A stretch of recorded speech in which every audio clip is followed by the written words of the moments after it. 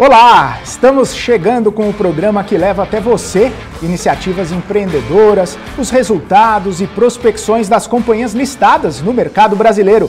E no BMC Business de hoje nós vamos bater um papo com o Odivan Carlos Carnini, CFO da Irani, uma das 4 maiores empresas do segmento de papel para embalagem e embalagem de papelão ondulado no Brasil. Referência também em sustentabilidade aqui no país. Afinal, sabemos que os problemas ambientais estão afetando a qualidade de vida do homem, que os recursos naturais podem acabar e o uso consciente é fundamental para não comprometer a vida das futuras gerações. Por isso, é importante discutir a sustentabilidade e o desenvolvimento sustentável e ter no mercado empresas como a Irani, que você vai conhecer melhor a partir de agora. A Irani é uma das 4 principais produtoras brasileiras de papel para embalagens e embalagem de papelão ondulado. A companhia fabrica produtos provenientes com origem em base florestal renovável, 100% recicláveis e respeitando o meio ambiente. A Irani opera também com um controle total da cadeia de produção e interfaces complementares de relacionamento, integrando a experiência da companhia à realidade do cliente. Assim, eles criam relacionamentos cada vez mais próximos com todos os públicos. A empresa tem ampla área de atuação, com unidades em 4 estados brasileiros, focadas nos pilares de negócios florestais, de papel, embalagem e resina. A Irani fabrica caixas e chapas em papel craft, branco e reciclado de várias gramaturas, com excelente desempenho, e chapas de papelão ondulado em ondas simples e duplas, com rigoroso controle de qualidade e suporte técnico. Na Irani, a ideia de que se meu cliente ganha, eu ganho, realmente tem valor. Por isso, eles trabalham com o foco do cliente para criar relacionamentos de valor para todos, criando relações prósperas, além de projetos customizados para cada produto, garantindo um melhor desempenho produtivo e otimização da cadeia logística. Com destino ao mercado interno e externo, a Irani também produz papéis craft de baixa e alta gramatura e papéis reciclados, e direciona a maior parte da produção de papel reciclado para o segmento de embalagem de papelão ondulado.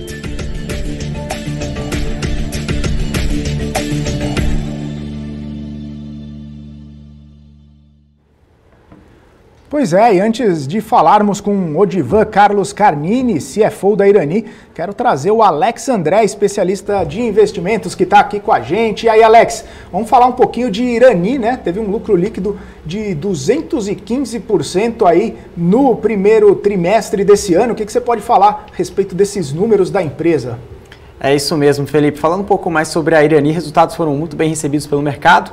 Os analistas já estavam esperando um número muito forte pela Irani, pegando essa força aí, principalmente do e-commerce, ou seja, a gente pegando o setor de embalagens aqui no Brasil, e também o projeto Gaia, né, que até o próprio Odivan também vai detalhar um pouco mais, falando do processo, né, de crescimento da companhia.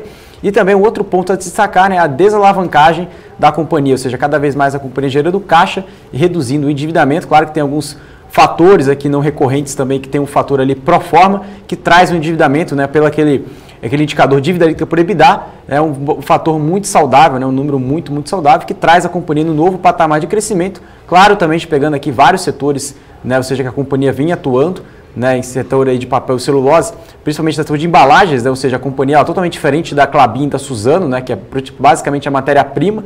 A própria Irani, ela atua mais na embalagem, ou seja, principalmente no setor de e-commerce, na parte de frigoríficos, e também quando você compra até o pãozinho ali na padaria, aquele saco ali, ou seja, de papel também, é a Irani também que produz em maior parte, né? Ou seja, a Irani está presente na vida de todo mundo, né? Então isso é bem legal para a gente falar também um pouco mais sobre o case e também os números, enfim, perspectivas com o CFO da Irani, o Odivan. Tá certo, Alex. Valeu, obrigado aí pela sua visão a respeito dos números da Irani. E, claro, para entender um pouco melhor sobre esses números, entender um pouquinho melhor sobre a própria companhia, a gente vai conversar agora ao vivo com o Odivan Carlos Carnini, CFO da Irani, que já está com a gente aqui na BMC Business. Odivan, seja muito bem-vindo aqui com a gente. Obrigado aí pela sua participação.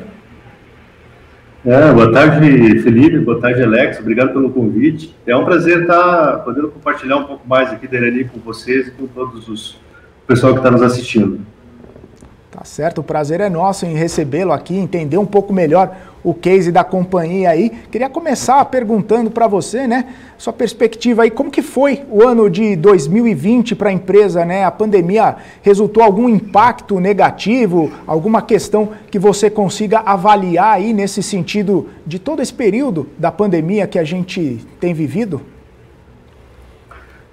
Olha, Felipe, no fundo, quando a pandemia chegou ali em março do ano passado, né, março de 2020, nós tivemos muitas dúvidas, muita incerteza, entramos naquele momento do buraco negro, né, que imagino todas as empresas acabaram entrando, sem saber o que ia acontecer.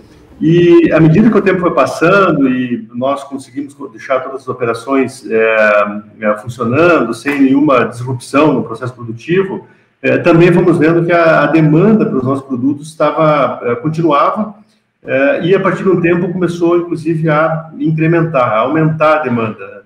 Então, passado um ano, um pouco mais de um ano do início da pandemia, o que a gente viu acontecer foi uma descorrelação do nosso negócio com a performance do PIB, que era uma coisa que se tinha muito em mente até antes da pandemia, né? O papelão do lado sempre performava mais ou menos na mesma dinâmica do PIB, e o que aconteceu foi que o PIB caiu em torno de 4,1% em 2020, e o setor de papelão do lado cresceu 5,5% no mesmo ano, em 2020. Então, houve uma descorrelação muito forte, e os fatores que levaram a essa descorrelação e que acabaram beneficiando o business tem muito a ver com consumo de alimentos, que as pessoas em casa, enfim, tiveram um consumo maior de alimentos, e números que também se podem ver nos dados do alimento, que são divulgados, dados públicos,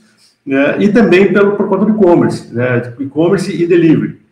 Como o e-commerce usa muito papelão do lado, é mais um elo na cadeia de logística que utiliza-se do papelão do lado como forma de embalagem, então acabou puxando uma demanda muito grande do papelão do lado. E no delivery é um outro produto que nós temos, que são aqueles, vocês mencionaram muito bem, aqueles os saquinhos, né, de papel. Então, com muita gente pedindo, né, o teledelivery, isso vai naquele saquinho marrom, né, acho que todo mundo aqui já pediu em casa, chegou nesse saquinho, muito provavelmente num saco de papel produzido pela Irani, porque nós temos uma posição muito relevante nesse setor. Então, no final, o que aconteceu? A pandemia, assim como ela acelerou determinados negócios, como o e-commerce, ela acabou beneficiando e acelerando os negócios da Irani. Então, 2020 foi um ano bom, do ponto de vista econômico, né? Nós performamos super bem, e iniciamos o 2021 agora também no mesmo sentido, performando muito bem. Inclusive, Odivan, nesse processo aí de recuperação global da economia, quais seriam os principais drivers de crescimento da empresa, né? Alguma demanda em específico que vem crescendo e que pode impactar positivamente aí a companhia? Primeiro, acho que a companhia, o nosso business, o business da Irani, está inserido numa tendência secular ESG. Né? Eu acho que o papel, a reciclagem, 2/3 da matéria-prima que nós utilizamos no processo produtivo são aparas de papelão, aparas de papel, que é a caixa de papelão do lado, que ela volta no processo e ela é reciclada. E o outro 1/3 é celulose de fabricação própria, nós temos terras, florestas, em que essa celulose é utilizada para fazer papel, mais especificamente papel para sacos, saquinhos, como esse saquinho de padaria que vocês mencionaram, que ele tem que estar em contato direto com o alimento, então ele tem que ser de fibra virgem, né, de celulose, e por isso ele é destinado para esse tipo de produto. Então, o que a gente percebe é que existe uma tendência muito favorável para os negócios por conta de toda essa questão ESG, porque o produto da empresa é um produto reciclável, é um produto biodegradável e é um produto que pode ser, e que ele é reciclado, a companhia recicla parte desse produto. Sem falar nas outras questões, por exemplo, de carbono, onde as florestas removem mais carbono do que as emissões industriais, então o business tem um efeito positivo no balanço de carbono. A companhia remove mais de 500 mil toneladas por ano de carbono da atmosfera por conta das florestas plantadas. né? E também pelo uso de energia renovável. A nossa energia, nós temos 52% de energia própria, 48% comprada. Essa comprada ela é renovável, e agora na plataforma Gaia, um projeto de investimento que estamos em curso, vamos também gerar essa energia para substituir a compra, toda ela é energia renovável, né, usando resíduos do próprio processo industrial. Então, o business como um todo está dentro de uma tendência secular ESG e que gera demanda, né, demanda pelos produtos. Então, tanto a embalagem do papel ondulado, que é em torno de 50% do faturamento, um pouco mais do faturamento da empresa, quanto o papel para embalagem, esses sacos para padaria, ou a sacola para delivery, ou mesmo essa sacola marrom para loja de shopping, né, para o varejo, está inserido nessa tendência que acaba gerando demanda pelos produtos que a companhia faz. Conversa aqui o Alex André, que também tem perguntas para você, Odivan.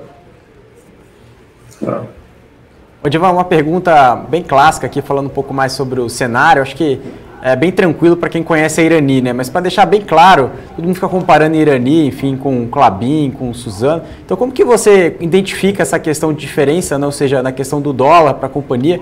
Você tem um breakdown assim mais claro? Quanto porcentagem das vendas são feitas aí para o mercado externo, mercado interno, em relação da dívida, né? Que eu deixei um ponto bem positivo, como a gente está falando, principalmente o número pro forma, que deixa bem claro, né, a geração de caixa, e também a questão do endividamento da companhia, que isso até favorece, né, a companhia mais do que prejudica, né? Ou seja, isso com certeza traz aí um maior fator de crescimento, né? Exato, Alex. Eu acho que um ponto bem importante, né, para destacar é a Irani no setor. O setor de papel, embalagem, papel e celulose como um todo, geralmente as pessoas colocam tudo na mesma dinâmica, né? No Brasil nós temos 3 empresas listadas, temos a Suzano, temos a Klabin e temos a Irani. Só que o driver de cada uma dessas empresas é bem diferente. A Suzano é uma empresa que produz commodity, exporta, né, e tem toda a sua vantagem comparativa, a receita basicamente dolarizada, vinculada ao preço da celulose no mercado mundial. Nós temos no outro extremo a Irani, onde somos nós, que exportamos 18% do faturamento. A maior parte é no mercado local e produz embalagens. Nós usamos, por exemplo, para fazer embalagem, usamos o Pinus como fonte de fibra, que é a fibra longa, né? A Suzano usa primordialmente o eucalipto, que é fibra curta, usado para fazer celulose, que depois vai ser convertido em papel de imprimir e escrever, ticho, papéis desse papel mais branco, né? E no meio, nós temos a Klabin também, que ela concorre conosco, especialmente no papelão do lado, mas também tem outros negócios, como boa parte do faturamento também é produção de celulose para exportação. Então são 3 empresas que elas têm tamanhos diferentes. A menor delas é a Irani. A Irani ela é bem menor do que as outras 2, né, do que Suzano, do que Klabin, mas também com dinâmicas diferentes de business, onde a Irani é mais focada no mercado local, a Suzano mais focada no mercado internacional, a Klabin um pouco um blend das duas coisas. E isso nos leva a uma consequência, né? Dada essa dinâmica do business, as estruturas de capital de cada uma das empresas também são diferentes. Então, dado que nós não exportamos de forma significativa, nós também não tomamos mais dívida em dólar. Nós chegamos a tomar no passado, e tínhamos head account, porque a dívida em dolarizada era no longo prazo, os 18% de exportação era o suficiente para pagar essa dívida em dólar no tempo, mas o que se revelou para nós é que cada vez que o dólar subia, a alavancagem estourava, né? Nós tínhamos que registrar a despesa financeira e entortava, vamos dizer assim, os números do balanço da companhia. Então, desde 2009, nós optamos por pagar todas as dívidas em dólar. Isso também beneficiado, podemos fazer isso pela queda de taxa de juros no Brasil, e antes se captava em dólar porque os juros em dólar era mais baixo que os juros brasileiros, né? Só lembrar que em 2016 nós estávamos com 14,25 de Selic. E aí você coloca o spread bancário em cima, o juro estava na casa dos 20% ao ano para as empresas. Isso mudou muito de 2016 para cá e também possibilitou essa reestruturação do passivo à luz dessa mudança das condições de mercado. Hoje, a Irani terminou o primeiro trimestre de 2021 com apenas 1% de dívida em dólar, 99% em reais, se beneficiando desse CDI muito baixo. Então, o nosso custo de dívida está bem baixo. E mais do que isso, nós conseguimos estabilizar a última linha do balanço, o lucro líquido. Dado que não tem mais a variação cambial que marca a mercado a dívida, nós conseguimos estabilizar o lucro líquido e, com isso, dar uma previsibilidade maior para os investidores em termos de dividendos.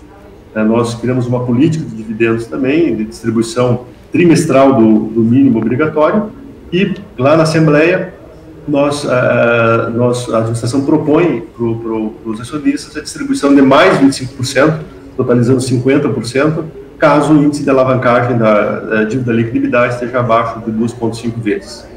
Você mencionou bem, a gente terminou o primeiro TRI aqui com 0,7 de dívida líquida EBITDA, sem considerar os créditos que nós temos para receber, considerando esses créditos na casa do 0,4. Então, um endividamento muito, muito baixo, né? Então, a ideia, Alex, é justamente essa, é posicionar a companhia de uma maneira que ela se beneficie das condições de mercado, né? E, obviamente, caso essas condições mudem, nós vamos ter que ficar fazendo ajustes, mas hoje nós estamos muito bem posicionados para capturar o câmbio mais favorável naqueles 18% das exportações, sem ser impactado por esse mesmo câmbio no lado da dívida, estabilizando a nossa última linha do lucro líquido e também se beneficiando do mercado local dessa demanda mais forte por papelão do lado e papel para embalagens flexíveis, que nós vimos aí acontecer no último ano e permanece agora com essa mesma dinâmica. Tá certo, então, Odivan, eu quero também trazer aqui para a nossa conversa, agradeço o Alex aí pela ótima pergunta feita para o Odivan. Eu quero trazer o Marco Saravalli, que está aqui com a gente também, para fazer perguntas sobre a Irani. Marco, boa tarde, seja bem-vindo aqui. Obrigado, boa tarde, Felipe. Obrigado, Odivan. Alex, tudo bom, Odivan? Tudo bem, Marco, como vai? Eu estou bem melhor agora, né, com a sua presença aqui na BMC News. Tá bom. Odivan, eu acho que antes de falar da Irani, eu queria falar um pouco, você comentou um pouco sobre o mercado, mas só para a gente reforçar um pouco do mercado. Porque existe, lógico, que um ciclo de crescimento, né, do país, da economia, mas de certa forma a gente viu no Brasil, no mundo, uma aceleração também de alguns segmentos, né, como por exemplo, sei lá, o e-commerce, né, nos Estados Unidos, em todas as economias mundiais. E aí, consequentemente, também a gente teve uma aceleração aí do delivery, né, da entrega de produtos em casa. Hoje, eu sempre brinco assim, tudo que você recebe em casa, você recebe o quê? Em uma embalagem, né? Essa embalagem não é uma embalagem usualmente plástico. Na verdade, acho que cada vez menos vem sendo utilizado plástico, né? E mais agora o papel e o papelão. E eu queria entender assim, o quanto disso já aconteceu, vai continuar acontecendo, trazendo crescimento, por exemplo, do segmento de vocês acima da média da economia brasileira, da economia mundial. Se você tiver alguns números para traduzir, o quanto da pandemia também ajudou ou acelerou esse processo também de crescimento do segmento de vocês, né? Bem colocado, Marco. Essa é uma questão que tem estudado bastante, né? O e-commerce, que tem gerado essa demanda adicional de embalagem, de papelão do lado, né, teve uma aceleração muito forte de 2019 para 2020. Nós saímos de 6% de penetração de e-commerce para algo perto de 10% do varejo total, e isso é muito baixo ainda quando comparado com o que acontece em mercados mais desenvolvidos, nos Estados Unidos, mesmo China, já estão na casa de 20%, 30% e aumentando, crescendo. Então, se nós for olhar por esse aspecto, nós ainda temos muito para evoluir em termos de demanda por produtos via e-commerce que vão demandar papelão do lado. Isso é uma primeira constatação. Ou seja, a gente não consegue enxergar por que é que nós voltaríamos no tempo, por que é que as pessoas deixariam de comprar via e-commerce. E olhando as plataformas falar, né, com muitas de capital aberto também, a gente acompanha, a gente não enxerga esse pessoal dizendo que está indo para trás. Pode estar diminuindo o percentual de crescimento, mas sempre cresce 2 dígitos para cima. Então, a gente não enxerga o e-commerce voltando, né? Pelo contrário, ele continua subindo forte, demandando cada vez mais papelão ondulado. Então, esse é o primeiro aspecto. O segundo aspecto é que quando você olha as embalagens utilizadas hoje no e-commerce, elas são muito inadequadas, eu diria. Hoje ainda tem muita embalagem que vai com espaço sobrando, o que acaba encarecendo frete, vai com o tipo de caixa que não é adequada para aquele tipo de produto. Então, nesse aspecto, eu diria assim, nós estamos só começando uma jornada de melhorar a qualidade dessas embalagens, hoje já utilizadas pelo e-commerce, para proporcionar uma experiência dos compradores, dos usuários do e-commerce mais diferenciada. A gente vê, quem compra sabe, né, já deve ter recebido em casa embalagens assim, muito ruins, muito feias, muito maiores do que o produto que você comprou, né, o que gera muita ineficiência e muita má impressão até na compra. E tudo isso a gente falando com as plataformas, percebe que é uma preocupação deles de melhorar a qualidade dessas caixas. Então, acho que tem um trabalho grande aí de fazer, de atender melhor a esse mercado do e-commerce. Somado ao crescimento que ele tem naturalmente, então a gente espera que isso seja uma tendência bem positiva, assim, de médio e longo prazo, antes de estabilizar. Eu acho que vai ser uma tendência de crescimento bem relevante ainda. Só para tentar traduzir em números, eu vou pegar assim, qualquer mercado, por exemplo, se é o mercado de automóveis no Brasil, ele está preparado para 5 milhões de veículos por ano, né, então poderia crescer numa taxa aí de crescimento de X% até atingir. Como é que está a capacidade hoje da indústria? Né? Será que realmente a Irani, né, os seus concorrentes, outros players, se eles estão preparados para esse crescimento que pode ser um crescimento realmente acelerado, né, de demanda por papel, por embalagem, por papelão, quanto realmente o setor ainda precisa de investimento, né, de crescer a produção, a capacidade produtiva realmente para atender essa demanda que está por vir, né?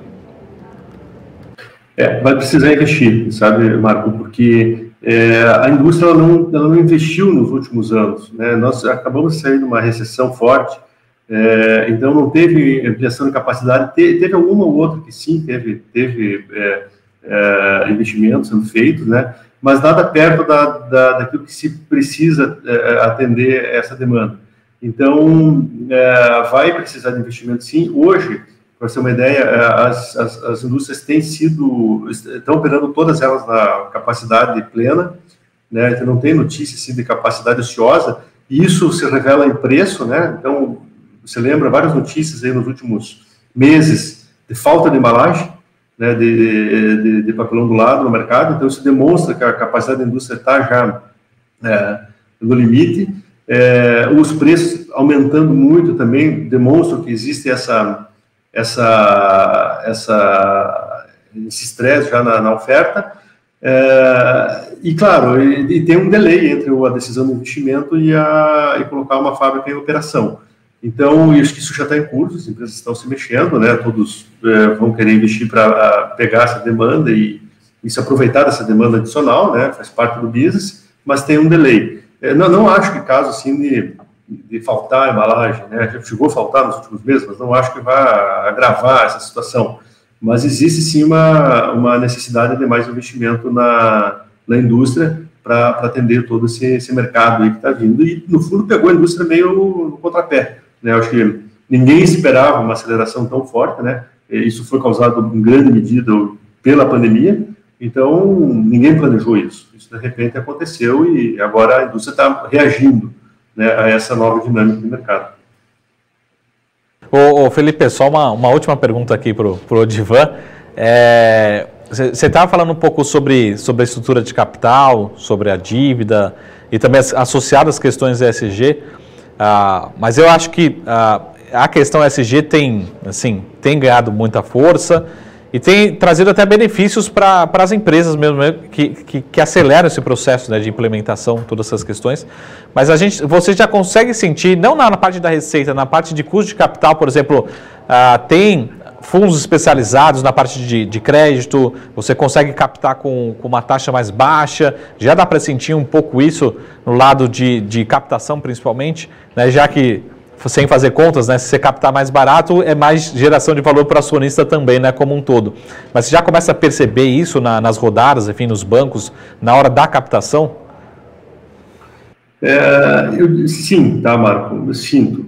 Mas essa pergunta, ela sempre vem, muita gente faz ela, né? Até pelo histórico da Irani nessas questões desse dia, nós estamos há mais de uma década vendendo crédito carbono, estamos publicando relatórios de sustentabilidade auditado, gerando carbono com 2 projetos na ONU. Então, a gente tem uma história nesse assunto aí de mais de década e por isso as pessoas perguntam muito, né?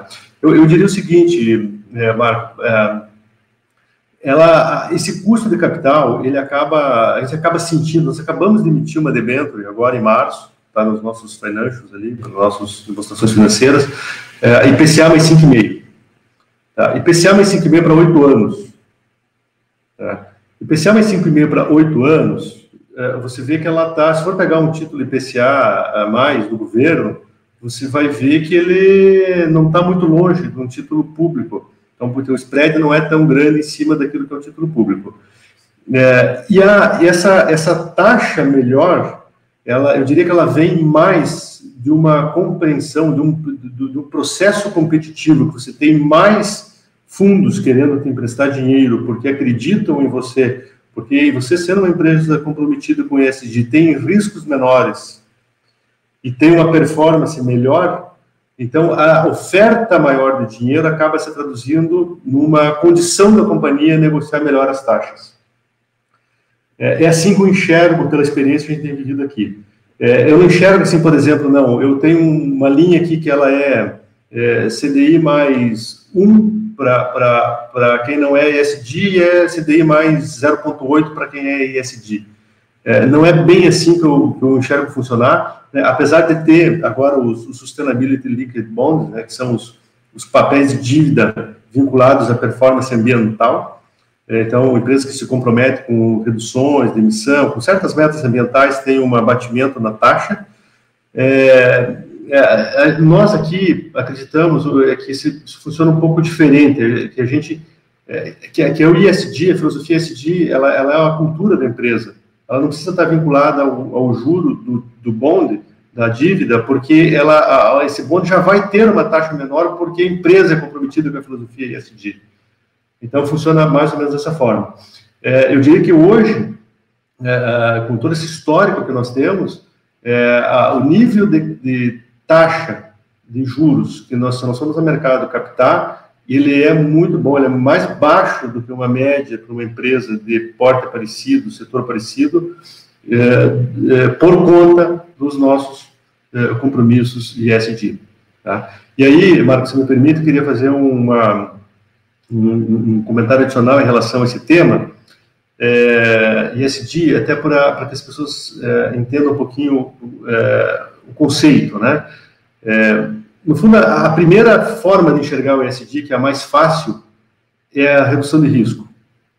Empresas que se comprometem com a filosofia ESG são empresas que estão em compliance com legislação, estão em compliance com todas as regras, ou seja, elas cuidam, elas prestam atenção, e isso circula nos comitês da governança da empresa, que tem uma governança bem montada pelo G do ESG, e o risco é mitigado, menos risco significa taxa menor, portanto, também vamos dizer assim, um custo de capital menor e um maior valor para os acionistas. É a primeira forma de enxergar. Eu diria que é a mais básica. A segunda é quando a empresa se dá conta de que ela consegue performar melhor quando ela se compromete com o ESG. Então, eu reduzo a quantidade de água por tonelada de embalagem, reduzo a quantidade de energia por tonelada de embalagem, tonelada de papel. Eu sou uma empresa, estou lá entre as melhores empresas para trabalhar e as equipes performam melhor. Eu tenho responsabilidade com as pessoas como um todo, que fazem com que elas tornem a empresa mais atrativa e, portanto, eu contrato pessoas melhores. E isso tudo se traduz em menor custo, melhor performance, maior produtividade, melhor resultado econômico. Esse é o segundo degrau, assim, do ESG. E o terceiro degrau é quando a empresa assim, peraí, Mas isso aqui funciona, esse negócio é bacana, esse negócio atende aos stakeholders, né, o capitalismo, o stakeholder capitalismo, atende a todas as partes interessadas, e eu quero influenciar a minha cadeia de fornecedor, a minha cadeia de clientes, para que façam o mesmo. É quando o ESG se transforma em propósito, né, ou seja, ele transcende um pouco toda a parte do risco, a parte do retorno, e ele se transforma em propósito. Então, acho que é um pouco desse o conceito, né, porque no final do dia, e aí você vê os caras que entendem o ESG na essência, as empresas que entendem isso na essência, elas dão mais lucro, elas são mais prósperas, elas dão maior retorno para os seus acionistas, desde que isso seja feito da maneira certa, da forma certa, e não seja o tão chamado greenwashing, né, que muitos acham que precisam posar com o ESG, onde na verdade não tem nada a ver com o ESG, né, no fundo o ESG se traduz em última análise em uma melhor performance dos negócios. Muito bom. Posso fazer uma pergunta, Marco? É lógico. Até já pegando uma questão aí que você comentou, en passant ali, a respeito da plataforma Gaia, né, Odivan? Queria que você explicasse um pouquinho melhor como que funciona essa plataforma, como que os investidores eles podem utilizá-la aí para auxiliar na análise dos investimentos, enfim, dar uma visão geral de como que funciona essa plataforma, por gentileza. Claro, Felipe. Bom, primeiro que tem uma landing page, pode digitar no Google Irani, plataforma Gaia, vai cair direto lá numa landing page, onde tem 5 projetos, tem todas as informações da plataforma Gaia, ela é dividida em 5 projetos de investimentos, totalizam 743 milhões de reais, e lá tem todo o budget, tem o cronograma, tem todas as informações descritivas do que é o projeto, né, como é que vai ser obtido o retorno, onde é que vai ser investido, cronograma de execução, tem um cronograma lá, dizendo um por um, cada um desses 5 projetos, quando é que eles vão entrar em operação, cada um desses 5, né, ou seja, todos os 5, eles estão vinculados a essas questões de melhor geração de energia, né, o principal deles é o Gaia 1, que tem o maior investimento, é uma caldeira de recuperação que vai gerar resíduo, vai gerar energia à base dos resíduos da empresa. Então, é uma energia renovável, uma energia limpa, e que vai fazer com que nós deixemos de comprar energia no mercado livre e compremos e usemos a energia própria, que esse é o retorno do investimento que nós estamos fazendo. O Gaia 2 é uma ampliação de capacidade da nossa planta de embalagem, situada em Santa Catarina, onde nós vamos ampliar em 23% a capacidade total de produção para atender, pode ser e-commerce ou pode ser o setor de alimentos. Lá nós estamos no meio, dessa fábrica está no meio de um cluster das agroindústrias, muito demanda papelão do lado, também fazendo caixas de papelão do lado, à base de papel reciclado, né, ou seja, também com fundamento ESG. O Gaia 3 é uma máquina de papel, é a ampliação da máquina de papel número 2, que é aquela que faz esse papel para sacos de delivery. Então, também está muito demandado, a gente vai ampliar a produção dessa máquina. E o Gaia 4 e 5 são ampliações de duas PCHs, que nós temos na nossa planta de Santa Catarina, que são de energia hídrica, e nós vamos também usar essa energia, que é uma energia renovável também, né, para suprir a nossa necessidade de energia no processo produtivo. Então, esse é a plataforma Gaia. Nós temos outros projetos que nós devemos adicionar ao longo do tempo, à medida que eles vão ficando maduros e vão ficando viáveis do ponto de vista econômico, que estão em fase de engenharia, mas aí, na medida que nós fomos avançando e aprovando esses projetos no Conselho, nós vamos anunciando aí para o mercado como um todo, e conhecer e adicionando daí nessa landing page, para que todos consigam acompanhar. Tá certo. Odivan, só para a gente dar uma olhadinha aqui no nosso chat, né? O Helder está perguntando o seguinte, pergunta para o Odivan se eles pretendem atender também no segmento hospitalar, no fornecimento de embalagens, se vocês têm alguma perspectiva nesse setor. Olha, a gente não tem nada preparado em relação a isso, do ponto de vista estratégico. O nosso principal mercado são o mercado de alimentos, do papelão do lado, e tem vários, depois limpeza, higiene, enfim. Provavelmente ele no meio tem hospitalar, seja um subsegmento, né, mas não tem nada assim específico para o segmento hospitalar. Muito provavelmente a gente vai conseguir atender com os produtos que a gente tem hoje ou vai ampliar a capacidade, especialmente com o Gaia 2 e Gaia 3. Só mais uma aqui, do Felipe Sampaio. Ele disse o seguinte: Odivan, a tendência de solicitação de personalização das embalagens parece que está mais em evidência. Isso pode requerer uma adequação da empresa ou ela já está preparada para absorver pedidos desse tipo? Isso sim é uma tendência, né? A exigência pela qualidade de embalagens ela está aumentando cada vez, né? Cada vez mais. E nós a gente consegue atender um determinado volume desse tipo de embalagem. Tem muitos também parceiros nossos que usam o nosso papel, a nossa chapa de papel do lado, que podem fazer esse tipo de embalagem. Mas à medida que a demanda vai surgindo, é muito provável que nós façamos adaptações nas fábricas para poder atender um volume maior desse tipo de embalagem. Eu diria que nós estamos numa fase anterior a isso ainda, né? Acho que as caixas ainda precisam migrar daquela caixa bem feia e mal feita e reaproveitada, né? Que a gente às vezes recebe em casa pelo e-commerce, por uma caixa que tenha o logo da plataforma, que tenha o tamanho adequado, que tenha os testes físicos para que proteja de fato o produto em toda a logística. Estamos nessa fase ainda, né? Para daí depois ainda poder melhorar mais a qualidade dessa embalagem, tornando ela ainda mais personalizada. Maravilha. Odivan, eu quero chamar novamente o Alex André aqui com perguntas para você. Odivan, uma outra pergunta que eu recebi aqui do Jefferson, falando um pouco mais sobre o mercado de aparas, como que você pode passar uma leitura sobre isso, né? Ou seja, o cenário, né, o preço ainda vai continuar elevado ao longo do tempo, enfim, como que deve ser a demanda, enfim, essa questão também de custos, como que você consegue colocar isso em um panorama para o investidor? Esse é o único custo que nós temos na nossa matriz variável, sujeito às condições de mercado. A nossa base de custos é bastante estável, seja por conta da floresta própria, da grande parte da energia própria, custos fixos dentro de casa. Esse é o único assim, que varia conforme as condições de mercado. Ele representou do custo total de papel e embalagem no primeiro trimestre 38% do custo total. E ele teve um aumento muito grande desde o início do ano passado para cá, ou seja, o mesmo efeito que puxou o negócio de embalagem, né, demanda de embalagem, também causou esse aumento das aparas. O nosso entendimento é que nós devemos ter chego num teto do preço das aparas.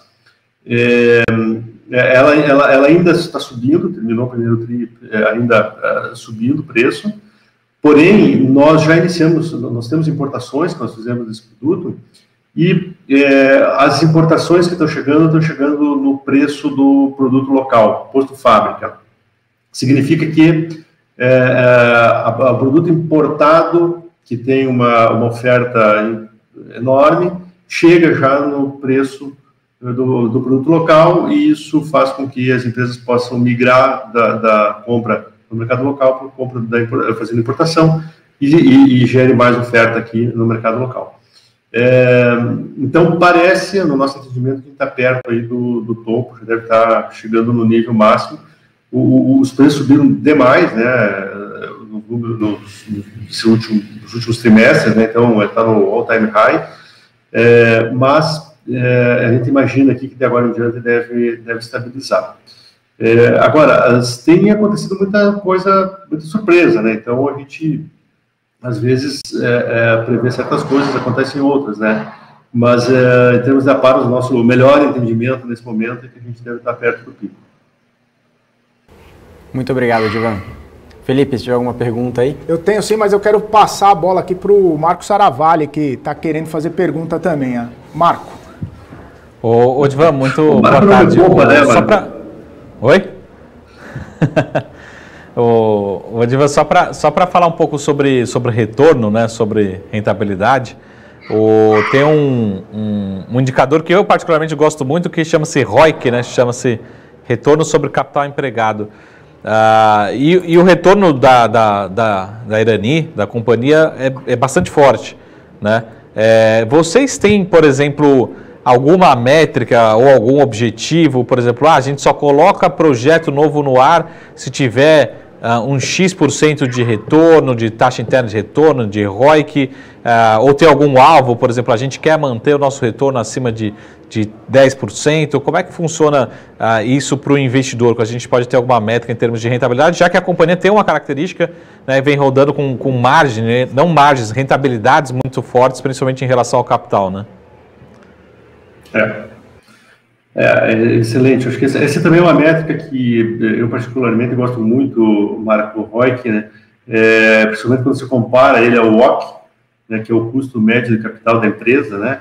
Então a gente sempre fala, né, que o ROIC precisa ser maior do que o WACC, e o que a gente busca nos investimentos é justamente isso, né? Não que seja não é fixo essa taxa de retorno que a gente busca dos investimentos, porque ele vai...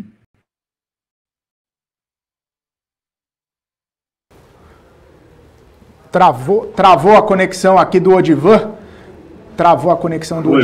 a gente já vai correr aqui para tentar restabelecer a conexão com o Odivan, mas eu quero trazer então aqui o Marco Saravalli, quero bater um papo com ele justamente sobre essa questão da empresa, né, Marco? Você estava falando de alguns indicadores e o Alex André bem falou no começo do nosso programa aqui do BMC Business que a empresa teve um bom resultado, a empresa trouxe aí números bastante interessantes no seu resultado aí do primeiro trimestre. E aí a gente, nessa conversa que a gente está tendo com o Odivan, a gente percebe que existem alguns movimentos ali da empresa, como esse projeto Gaia, como a questão de operar ali as aparas, como o Alex André perguntou. Enfim, queria saber a sua opinião aí, saber a sua visão sobre a empresa, sobre a Irani, enfim, também sobre esse mercado muito amplo aí de papel e celulose que a empresa está inserida, Marco. Vamos ver se acho que o Odivan, a gente conseguiu voltar a conexão do Odivan. Olha ele. Voltamos. Mas a gente estava falando, depois a gente volta aqui, Felipe, mas a gente estava falando sobre justamente sobre o ponto que é um dos pontos que eu gosto, assim, que eu destaco na companhia, reconhecidamente são números bons, fortes, que é em relação à rentabilidade sobre o capital empregado, né? Para quem não conhece, temos várias métricas, né, Odivan, para a gente colocar um projeto de pé, taxa de retorno, margens, mas uma das características muito fortes da companhia é esse famoso ROIC, que é bastante expressivo, né? Então o Odivan está falando um pouco sobre quais são as condições, né, para colocar um projeto de pé, enfim, se tem quais são algumas metas em relação a essa rentabilidade para o acionista, para o capital empregado como um todo, né? Isso, vamos retomar aqui. Como eu estava falando, né, Marco, o ROIC é a medida que nós gostamos muito de olhar e comparar ela com o WACC. Então, não existe assim uma meta fixa de retorno do projeto que a gente busca. Ele sempre tem que estar acima do WACC. Quanto mais distante do WACC para cima, melhor. Mais nós vamos deixar valor para os acionistas. Então, a gente sempre acaba olhando ele combinado. Claro, a gente às vezes fala tem que ser uma taxa real acima de 15%, uma taxa real acima de 12% de retorno dos projetos, porque a gente sabe que o WACC vai ficar com certeza abaixo disso, então é meio que já um bom norte de que esse projeto vai ser aprovado. Mas ele sempre tem que estar, e cada projeto vai ser financiado de uma maneira, né, a gente tenta buscar financiamento com a menor taxa de juros possível para poder puxar o tal do KD, né, que é o custo do capital de terceiro para baixo, e com isso trazer o WACC para baixo, a gente busca alavancar o projeto e usar o menos capital próprio possível, que é o dinheiro mais caro que tem, que é o dinheiro que tem que remunerar bem, que é o dinheiro do acionista. Então, também o retorno do projeto tem a ver com a condição de financiamento dele. Quanto melhor a gente conseguir financiar aquele projeto com linhas mais longas, baratas, menor é o WACC do projeto e, com isso, a gente consegue trabalhar com taxa de retorno, às vezes, até um pouquinho menor, garantindo ainda assim um retorno para o acionista bastante robusto.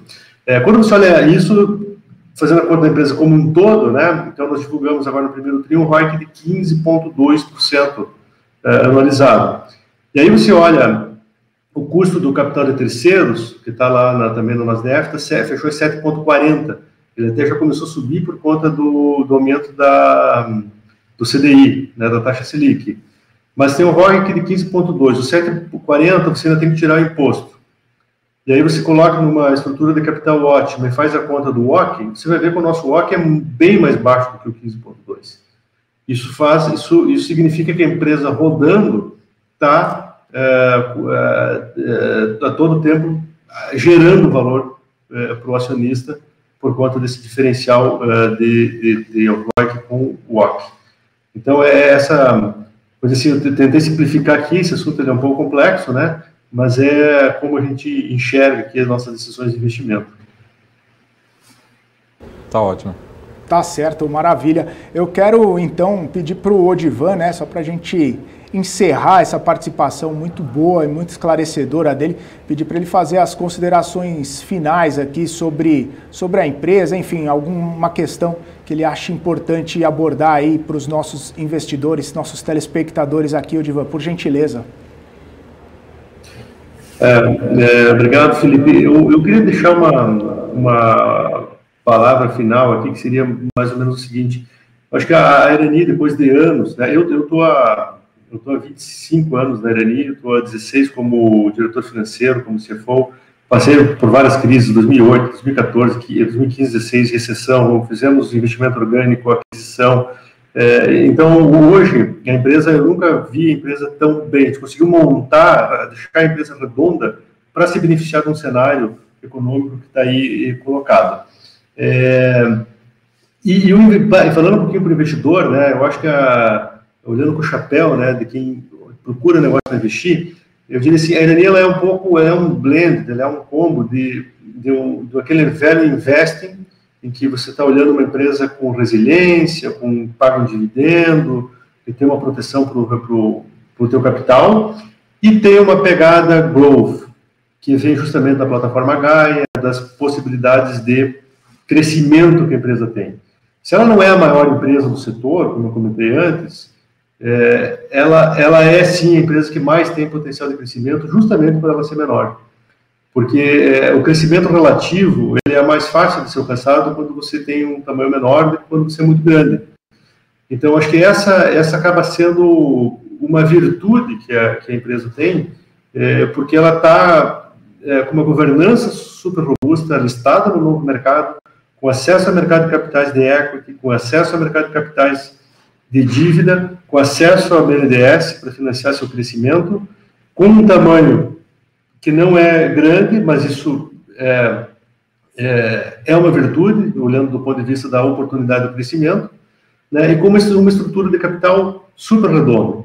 Então, o investidor tem a possibilidade de ver um dividendo pingando trimestralmente na conta e tendo mais uma boladinha lá na Assembleia, quando a gente distribui esses 25% adicional do lucro líquido, e ainda participar do crescimento da companhia, tendo um pouquinho dessa pegada growth.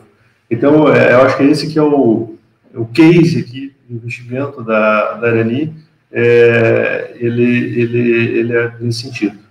Então, dito isso aqui, Felipe e Marco, eu queria agradecer vocês, então, pelo convite, né? Deixar aqui, nós estamos à disposição, nosso time da RI também está lá à disposição para responder perguntas. Peço para o pessoal aqui que está assistindo que se inscreva lá no nosso site da RI, né? Para receber todas as informações.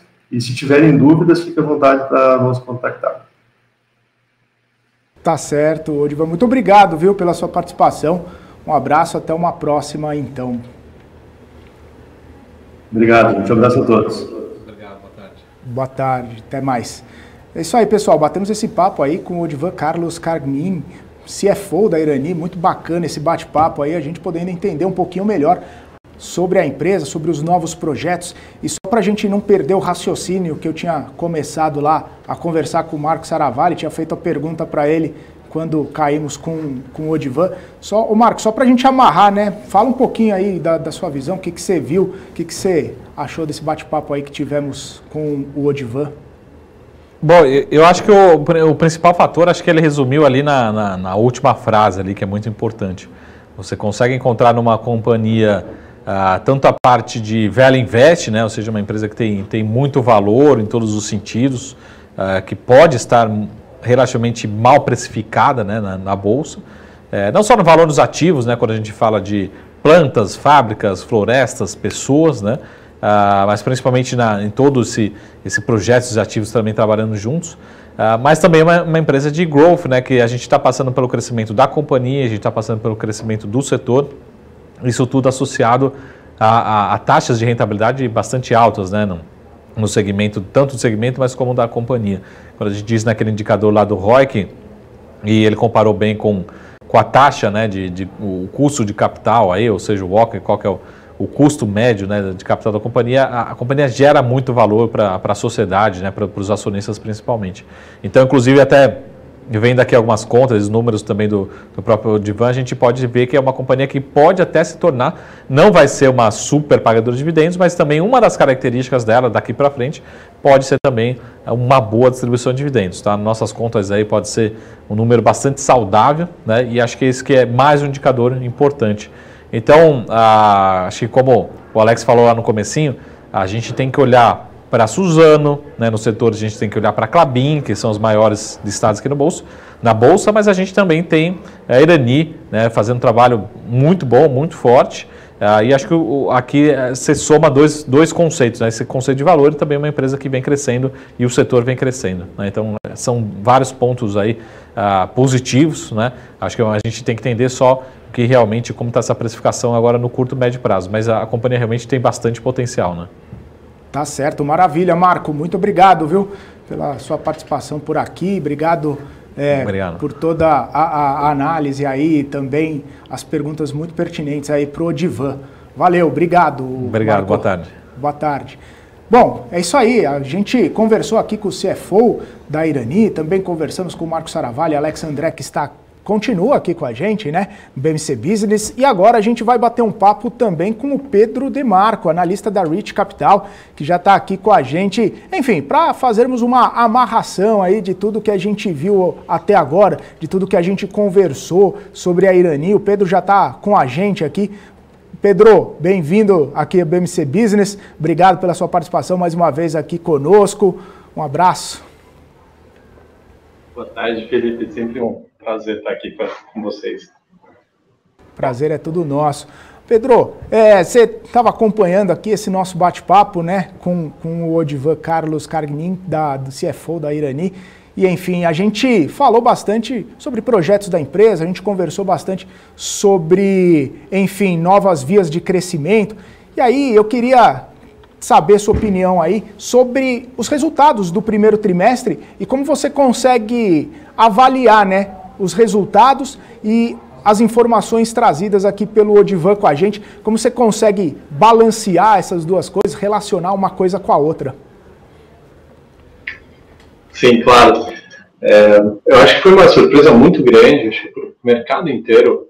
Então, é uma empresa que estava num ritmo bom de resultados, eles tiveram aí bons trimestres no ano passado, assim, então, acho que o mercado ainda tinha um pouco de dúvida, ainda era um pouco reticente por causa do passado dela, então eles provaram que eles são resilientes em entregar esses resultados, mas o resultado desse primeiro tri foi surpreendente, justamente na questão que ele falou de conseguir repassar preço, e também mesmo diante de um aumento de custo lá da Para, que é o principal custo deles, chegando aí 150%, né, em um ano, é muita coisa, assim, é um número muito grande, mas eles conseguiram repassar e surpreendeu o mercado. E aí acho que o que fica para frente, para a gente, é que esse resultado é construtivo, então vai ter esse efeito de carregamento, então meio que ancora esse número de resultado que a gente usa o EBITDA para frente. Então a gente está com boas perspectivas, assim, e até com alguns upsides assim, que a gente pode ter, como por exemplo o custo da Para cair, né? Então a gente está vendo o dólar voltar um pouco. Ele disse que já estava com a paridade de importação 0 a 0, então o custo da para no Brasil estava o mesmo custo internacional. No momento que você tem esse dólar voltando, sua paridade reduz, então você cria essa disparidade, né, esse gap. E também tem a questão que, igual no Brasil, o momento lá fora estava escasso as aparas. Então, talvez com essa movimentação, de novo, assim, pós-pandemia lá fora, principalmente no mercado desenvolvido, que a vacinação já está na frente, talvez a gente tenha mais aparas disponíveis e talvez facilite a importação e aí eles consigam domesticar mais ainda esse preço, então reduzindo o custo, e aí a gente vai ver, se não uma expansão de margem, pelo menos uma manutenção dessa margem que foi incrível aí no primeiro trimestre. Então, Pedro, quero trazer então aqui para a nossa conversa, né, para também bater um papo sobre os resultados, sobre, enfim, o case da Irani, o Alex André, que está aqui com a gente. Alex, fica à vontade. Obrigado, Pedro, pela participação. Acho que a primeira pergunta para trazer para você é a questão de expansão, até o próprio Divan falando da plataforma Gaia, e falando um pouco mais sobre a alavancagem, né? Ou seja, a gente pega a dívida líquida por EBIT, né? Acho que dá para entender um pouquinho mais sobre isso, o perfil da dívida e também a questão da desalavancagem também da Irani, também colocando, claro, tem outras questões aqui como o market cap, enfim, relação que totalmente diferente a Suzano, enfim, a relação também com a Irani, com a Klabin, mas colocando esses patamares, esses indicadores, como a gente consegue entender, falando assim, não, realmente a Klabin está se alavancando, né, a Irani ela está fazendo um movimento ao contrário, né, a Suzano também, mas olhando, né, que é uma aquisição que a Suzano fez lá atrás, né, a questão da Fibre, ou seja, olhando esse cenário como um todo e olhando o que a Irani vem fazendo dentro de casa, ou seja, o seu dever de casa, qual a lição que você tira, ou seja, como analista, né, ou seja, olhando para dentro, falando assim, realmente a Irani ela tem mais espaço, claro que é um perfil diferente, ou seja, é outro tipo de companhia, né, ou seja, ligada para outro setor, em questão de embalagem, mas realmente tem valor e tem espaço ainda para crescer, né? Sim, acho que são bons pontos. Acho que o primeiro ponto que eu acho super interessante, que até o Sarabhag falou, é a questão do dividendo. Por que isso é importante, principalmente para a gente que investe em empresas menores, que tem esse market cap menor, é de não deixar isso virar o que a gente chama de um value trap. É uma empresa que é barata e continua barata. Então, o pagamento de dividendo destrava esse tipo de efeito que é o value trap.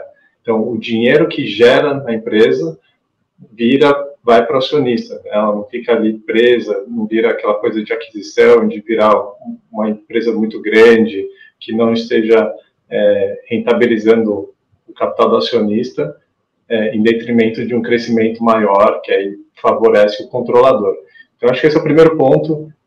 Só para ter ideia de números, a gente espera aí alguma coisa de um yield, né? Então, se você investir R$1, você vai receber alguma coisa de 3, 4 centavos, então 3, 4% de dividend yield nos próximos anos, e depois, quando a gente tiver esse ramp-up dos projetos, alguma coisa entre 6 e 7%. Tá? Isso sim vale para o preço atual, então lembra que a coisa é dinâmica. E aí a questão do crescimento, eu acho que esse ponto é super interessante porque ela está desalavancando muito rápido, né? Então, ela fez o re-IPO ano passado, foi para viabilizar esses projetos. O outro ponto foi também para aumentar a liquidez da empresa. E assim, o momento é muito único para ela, porque ela pode crescer. Vamos lembrar, assim, por exemplo, quem está do lado do cliente, que é o cara que está comprando a embalagem, ele não quer ficar na mão de um player. Então, todo mundo sabe que a Klabin é líder, assim, do mercado, né? Então, mas o cara que está comprando a embalagem não quer depender só de um fornecedor, porque tem a questão de barganha, você não quer ficar por todas as suas fichas no ovo só. Então, você tem que diversificar os fornecedores, então ela sempre vai estar entre os 3 maiores competidores. Então, sempre vai ter cliente para ela. Então, acho que esse é um ponto interessante que explica assim, ela não concorda com a Klabin, vai ter espaço para todo mundo? Sim, vai ter espaço para todo mundo. E eu acho que isso favorece a questão dela crescer. Então, esse mercado é muito pulverizado. A Klabin detém aí mais de 20%, chegando a quase 30%. E aí você chega nos outros players, é questão de 6, 7%. Então ela está entre o segundo e o terceiro player. Então assim, tem muito espaço de consolidar. E eu acho que a questão de consolidar não é que ela vai fazer aquisições de empresas, acho que ela teve algumas questões aí de dificuldade de fazer isso, e acho que a via de crescimento muito clara para ela é crescimento orgânico. Então eu vou fazer expansão que nem o Gaia, que eles estão fazendo agora, crescer onde eu já tenho os meus clientes, né? Então, acho que o projeto mais interessante aí seria o de Santa Catarina. Eles estão num cluster lá, no meio de um frigorífico, né? Então, o cliente está lá, está comprando caixa de papelão de longe, então o cara pega uma caixa de papelão vazia, de uma distância grande, e ele já tem esse relacionamento com esse cliente, então ele pode oferecer esse produto para eles.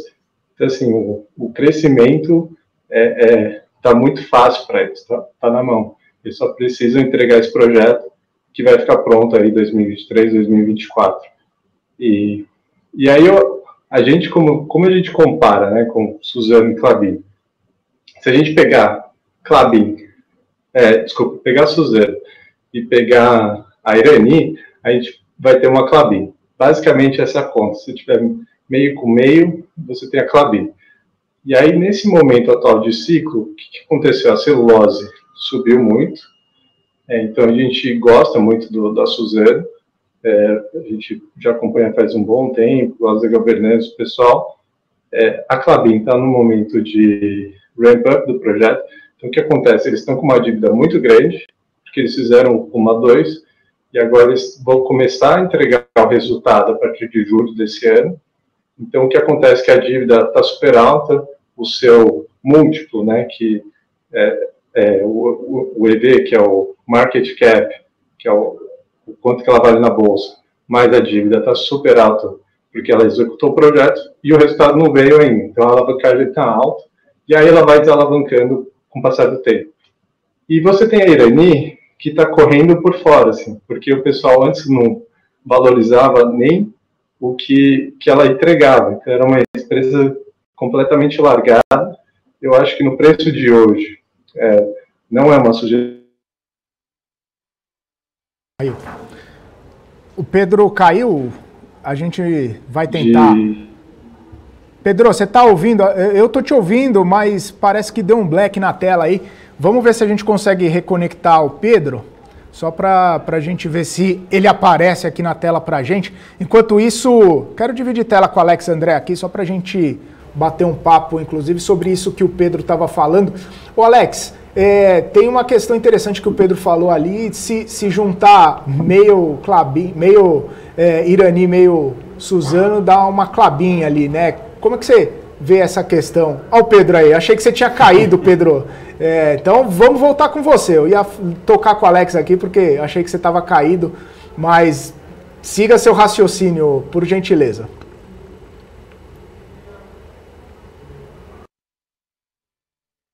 Travou. Vamos nós dois aqui, Alex? Vamos lá. Vamos seguindo nós dois aí. Então, comenta um pouquinho esse panorama aí que o Pedro deu pra gente, só pra gente expandir um pouquinho mais, né? E também saber a sua visão, que ele estava falando muito bem aí a respeito da Irani e também de todo o setor de papel e celulose. Enfim, claro que a gente percebe as diferenças entre as empresas, mas só para amarrar um pouquinho ali do que ele estava falando. Acho que é muito legal essa visão do Pedro, né? Ou seja, ele fala do tamanho da Irani referente aos seus concorrentes, que não sejam ser tão concorrentes assim, né? Quando a gente acabou de falar aqui, comentar um pouco mais sobre aonde a Irani está inserida no mercado.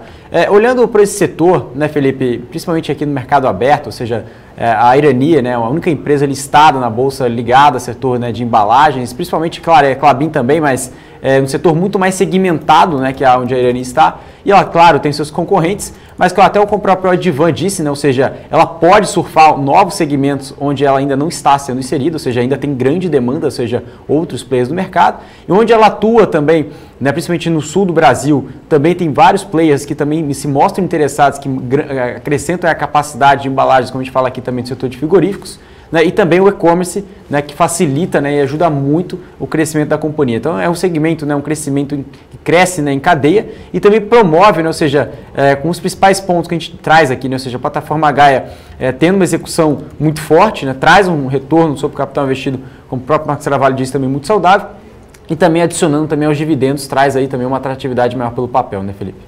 Tá certo, Alex. Me disseram aqui que o Pedro conectou novamente aqui com a gente, quero só trazê-lo então, só para a gente amarrar esse raciocínio, né, Pedro? Você estava falando a respeito aí da Irani, enfim, de todo o setor e enfim, essas composições que você estava falando. Só para a gente amarrar esse assunto, só para finalizar, por gentileza, pode completar seu raciocínio.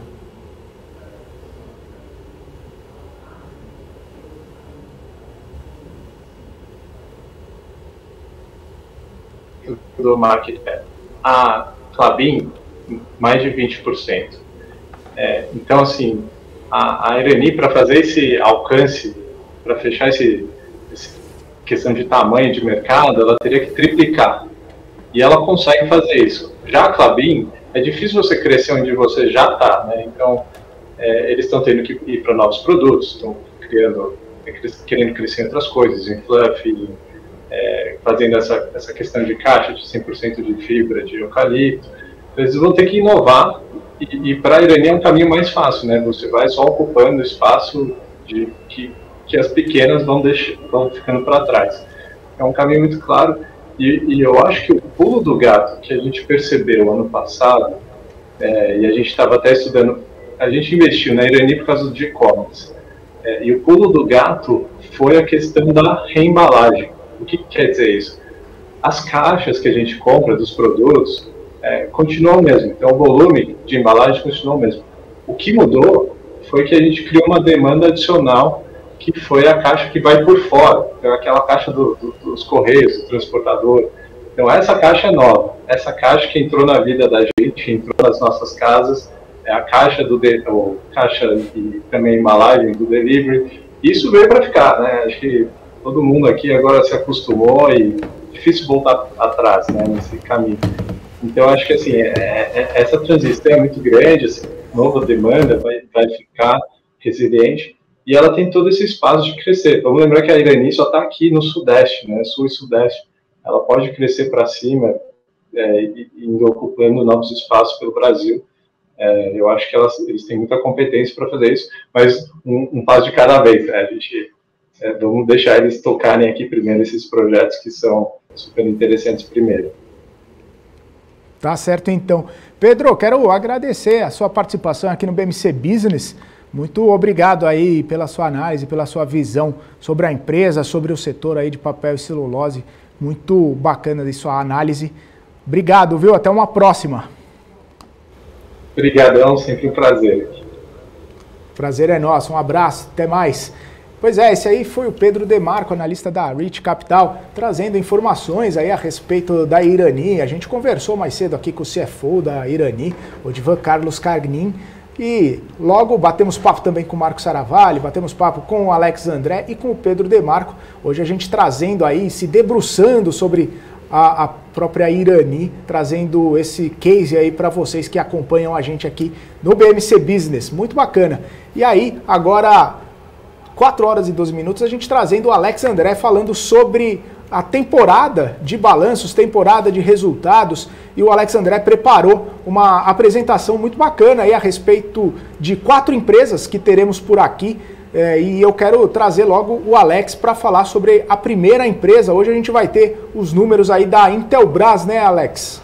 É isso mesmo, Felipe. Falando dos números do primeiro trimestre, né, que foram divulgados, né, números muito fortes, né, que a gente vai ressaltar aqui os principais pontos, né, dos segmentos aqui de segurança, comunicação, né, o setor, né, que vem sendo muito demandado, né, Felipe? Então a gente vai passar aqui, vamos colocar a apresentação para a gente falar um pouquinho mais sobre os resultados aqui da companhia e depois a gente passa aqui para os principais pontos, né? Então primeiro a gente tem aqui, né, ou seja, o que a gente vai retratar aqui nessas perspectivas da companhia, os destaques financeiros, né, a evolução da geração de caixa operacional, EBITDA, os destaques dos principais desempenhos, né, a questão do lucro, a evolução do caixa, investimentos, né, o CAPEX e também as perspectivas ao longo do ano de 2021. Tá? Então, o primeiro destaque a gente coloca aqui com a receita líquida, né, crescendo 56% para 696 milhões de reais, né, e a geração de caixa, né, o EBITDA, superando 102 milhões de reais né, 52,5% acima do primeiro trimestre de 2020, e também o lucro, né, o lucro líquido superando, né, 89 milhões de reais, crescendo aí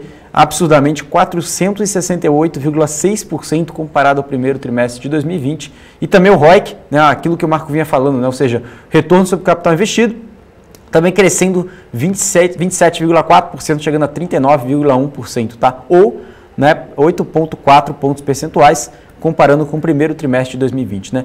Aqui também a gente tem aqui um outro slide, né? A gente fala um pouco mais sobre os destaques no primeiro tri, né? Ou seja, a receita cresce e níveis de estoque melhoram, né? Ou seja, a receita operacional líquida cresceu em todos os canais de comercialização, tanto distribuição, varejo, soluções e projetos. Também a gente tem aqui falando um pouco mais sobre o número de estoque, né? Ou seja, em quantidade, né? A gente vê que o estoque em processo de reposição com as contas a pagar de fornecedores foram retornando aos prazos de pagamentos originais, né? Ou seja, a gente vê esse gráfico aqui, né, na parte de baixo, isso se normalizando. E no próximo slide a gente fala um pouco mais sobre a geração de caixa, né, o EBITDA, ou seja, a companhia também crescendo, né, o linha, comparando o EBITDA do primeiro trimestre de 2020 e agora, né, que saiu de 67 milhões para 102 milhões, né, ainda alinhada aí com os resultados históricos da companhia. Agora a gente fala um pouco mais sobre os principais destaques aqui de negócios, né, ou seja, o primeiro a gente fala com a questão de segurança, né, ou seja, o setor de segurança, que tem um excelente crescimento em todas as categorias, né, uma atenção redobrada ao abastecimento de chips, né, ou seja, que traz uma preocupação muito grande em relação do reabastecimento, né, ou seja, global. Isso não é uma preocupação só para a Intelbras, mas todas as empresas do mundo, né, ou seja, uma falta de chips. E também, né, a companhia olha aqui nos principais pontos, né, ou seja, o lucro bruto também, né, em linha, né, ou seja, resultado. Quando a gente compara aqui o primeiro trimestre de 2021 com o primeiro trimestre de 2020, a gente vê uma queda aqui de lucro bruto, né, ou seja, em comparação com a receita operacional líquida, mas tem uma grande tranquilidade em relação de quantidade de estoques, né, também superando o patamar anterior. Aqui passando para a parte de comunicação, né, no próximo slide, a gente fala aqui um crescimento de redes ainda forte, dando continuidade no final do ano anterior, e também um abastecimento, né, de chips continua demandando atenção em toda a companhia, e as duas unidades de negócio com crescimento de receita superior a 60%. Tá? Então, para deixar muito bem claro, né, ou seja, a gente tem aqui o principal ponto, né, a segurança com mais de 34% da companhia, também tem a parte de energia e comunicação, né, então a gente vai falar um pouco mais agora da parte de energia, né, ou seja, que corresponde a 13% da companhia. Né? Então, a companhia trouxe aqui, né, no próximo slide, para falar um pouco mais sobre recomposição dos estoques de energia solar, que foi concluída em março, e também as ambas unidades de negócio crescendo, né, em torno de 85% da receita. Então a gente tem aqui um número, né, muito forte aqui em relação à relação de quantidades também sendo demandadas em todas as linhas de negócio. Isso traz uma perspectiva futura mais tranquila, né, ao longo, para falar de vendas, produção, né, isso consequentemente traz aí um melhor efeito para o lucro. Né? Aqui também falando um pouco mais sobre o lucro líquido, né, deixando uma lupa sobre isso, né, ou seja, o que traz o lucro líquido de 89 milhões de reais, ou seja, tem a variação de cambial, ou seja, sem o hedge, né, de 35 milhões de reais negativos, né, com o efeito do hedge, né, de 27 milhões positivos, também a variação cambial total com o hedge em torno de 7 milhões de reais, né, 7,8 milhões de reais, que dá um lucro líquido de 89,7 milhões de reais, né, que protegido, ou seja, lucro líquido protegido em 77,8% da variação cambial, resultando em estabilidade, e sem proteção cambial, o lucro líquido poderia ter sido 30% inferior, o que demonstra a assertividade na nova política de proteção cambial, ou seja, como a companhia é muito, né, exposta ao dólar, eles conseguem trazer uma proteção, uma estabilidade através de hedge. Né? Aqui a evolução de caixa, né, a gente traz aqui que a aplicação dos recursos do IPO já iniciada, com aquisições e investimentos com expansão da capacidade industrial, também a redução, né, trouxe a redução da geração de caixa operacional, ou seja, o impacto segue em segundo trimestre com estabilização do fluxo, com caixa de mais de 1,129, ou seja, 1 bilhão e 129 milhões. Passando agora para o próximo slide, falando um pouco mais sobre investimentos, ou seja, a evolução do CAPEX. A gente tem aqui um CAPEX em linha com o histórico da companhia, né, agora chegando em 24,8 milhões de reais, né, lembrando aqui o principal ponto, a parte de expansão, então de 13,7 milhões de reais, e também embaixo aqui de 11,2 milhões de reais na parte de manutenção. Tá? Aqui a gente tem perspectivas, ou seja, falando um pouco mais sobre o cenário, né, ou seja, o que a gente espera do ano 2021 de acordo com a companhia.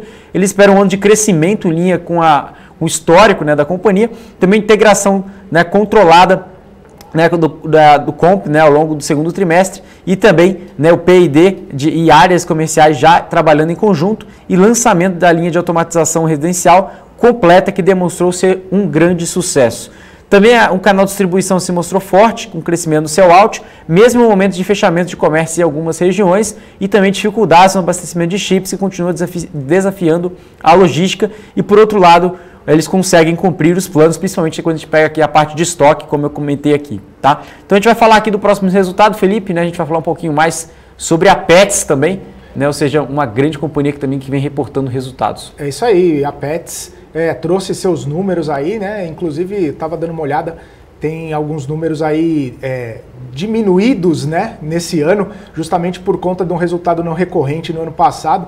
Certamente você vai falar sobre isso. E aí, quando falar, Alex, só queria entender direitinho por quê, né? Porque a Petz a gente vê tão crescente, né? O negócio da Petz. E aí, quando vê o resultado com diminuição de 40% em relação ao trimestre do ano passado, mas todo mundo olha para o resultado e fala, poxa, diminuição de 40%, e aí você vai ler nas entrelinhas lá alguns resultados não recorrentes do ano passado que acabaram refletindo no resultado desse primeiro trimestre, né? É isso mesmo, Felipe. Acho que é bacana todo mundo aqui acompanhar na BMC Business, que esse é o nosso propósito, ou seja, desmitificar, né, os resultados, passar aqui o que a companhia passa para o mercado, entender de uma forma mais didática.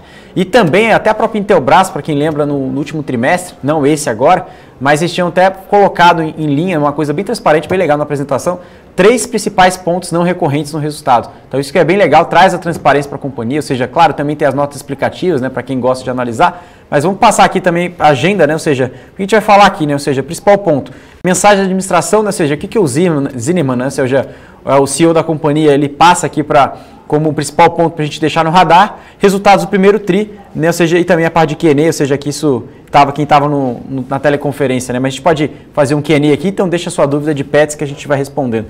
A principal mensagem do trimestre, ou seja, que a administração passa, né, ou seja, principal ponto é a atualização do Covid, né, a nova onda de pandemia no Brasil trouxe aí um cuidado mais especial em relação à segurança e saúde dos funcionários e traz uma humanização do PET, né, e também digitalização dos principais impactos na operação, principalmente na relação do aumento da cadeia do supply chain, ou seja, traz uma logística muito mais rápida. Tendência do setor PET, ou seja, eles falam que a pandemia acelerou as tendências de estrutura do setor e também o mercado com enorme potencial de crescimento, ainda extremamente fragmentado. Tá? Também a relação da rede de lojas, ou seja, um recorde no primeiro TRI, com mais de 30 novas unidades, e também um plano de expansão, né, no ano, né, em linha com o planejado, e também uma entrada na região norte do país em abril, como já aconteceu. Faturamento também crescente, né, ou seja, novamente acima de 50%, também destaque para a linha digital e também ao Centro Veterinário Ceres. Falando de plataforma digital, novo recorde de participação em relação a vendas e também uma performance do app da Petz, trazendo cada vez mais omnicanalidade, ou seja, para os seus processos e também trazendo uma melhoria no nível de serviço com rentabilidade bem saudável. Ecossistema Petz, ou seja, uma solução para o pet, ou seja, não só a venda de produtos, tem uma área dedicada a novos negócios e parcerias de buscar melhor fidelização e recorrência. E a parte de SG, né, que é a parte de Adote Pets, né, ou seja, uma marca de mais 50 mil pets já adotados através do Adote Pets e também o destaque aí, principalmente, né, ou seja, também para a suspensão de cirurgias eletivas, né, no Centro de Veterinário Ceres em relação aqui da situação que a gente está vivendo. Falando um pouco mais sobre as tendências do setor pet, né, ou seja, a gente falando um pouco mais sobre isso, ou seja, quais são os principais pontos, né? Primeiro, alguns meios de notícias destacando, né, a retomada, né, do setor, o crescimento, né, ou seja, dando aqui que a adoção de cães e gatos cresce durante a quarentena, as empresas planejam permitir pets nos escritórios, as vendas do e-commerce brasileiro crescem mais de 41% em 2020 e também o mercado pet dispara no Brasil apesar da crise da pandemia, tá? Então, ou seja, o setor muito anticíclico, ou seja, resiliente, dependente da crise, né? Ou seja, você precisa comprar, né, ou seja, equipamentos, ou seja, alimento para o seu pet, é um setor em ascensão. Passando um pouco mais sobre expansão de rede de lojas, no próximo slide, a gente fala aqui 5 aberturas no primeiro trimestre, né, ou seja, de lojas de pets, 31 lojas abertas nos últimos 12 meses e 138 lojas, né, em 16 estados aqui do Brasil e também já migrando aqui, né, agora um novo estado em abril e também entrando em Palmas, no Tocantins, né, que como a gente comentou aqui, e também a companhia, né, crescendo bastante, mas o que trouxe no plano de expansão em linha com o planejado, traz um robusto backlog, né, de novas lojas de pontos comerciais já contratados, ou seja, está bem tranquilo em relação à expansão, mas também no outro ponto traz atrasos de obras em processo, né, e de obtenção de licenças de novas lojas, tá? Então, falando um pouco mais agora sobre faturamento, né, ou seja, quais são os principais pontos, né, ou seja, a parte digital e clínico, né, ou seja, a parte dos seres, no próximo slide, a gente fala um pouco mais sobre grandes números, ou seja, receita crescendo mais de 53%, né, ou seja, receita bruta. Pegando aqui os principais pontos, traz uma base sólida de comparação, ou seja, a companhia ela cresce bastante, sendo 156 milhões de reais em receita bruta digital e também um crescimento aqui dos produtos digitais de ano contra ano, crescendo 3 vezes, né? Ou seja, realmente a companhia crescendo muito, que traz um crescimento de produtividade acima de 55% e também um crescimento do centro veterinário Seres de ano contra ano em torno de 52%. Agora falando um pouco mais sobre plataforma digital, né, a companhia ela trouxe uma penetração digital de 29% no primeiro mês com participação acima de 30%. Também o índice de omnicanalidade, um novo recorde, tá? Estava 84% no quarto tri, agora está em 85%, ou seja, cada vez mais a Petz tem cara de digital, né? E também de crescimento de ano contra ano de vendas pelo app, né?